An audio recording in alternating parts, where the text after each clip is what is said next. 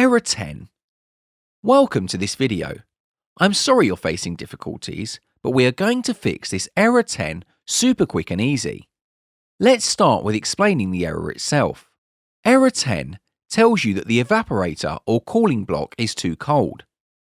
In normal operations, the evaporator temperature must be between 5 and 15 degrees Celsius. Error 10 can occur when 1. Not enough hot air is going through the unit.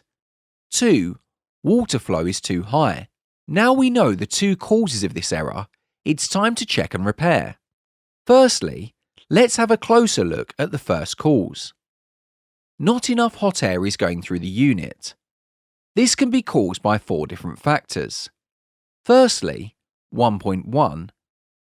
When using a plenum box, check the hot air intake ducting. Too much resistance restricts the airflow.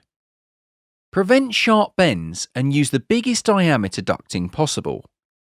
It's better to use 2 connections on the plenum box instead of 1. 1.2. Secondly, check the air filters. The filters must be clean at all times. You should replace or clean filters every 2 months. 1.3. Thirdly, check cold air distribution ducting. When the ducting is too small in diameter, too short, or has not enough openings or holes, the unit will freeze up. 1.4. Fourthly, check distance between hot air intake and cold air exhaust. When the unit inhales its own cooled air, it could freeze and create error 10. Now, let's have a closer look at the second cause.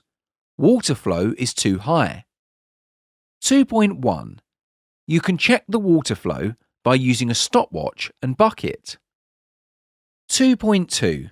The refrigerant manometer should point between 1.2 and 2.2 MPa in cooling mode when compressor is on. You can find the manometer on the front of the Opticlimate. Pressure too low means too much water. Pressure too high means not enough water. 2.3. Thirdly, adjust flow when pressure is too high or too low by using a screwdriver.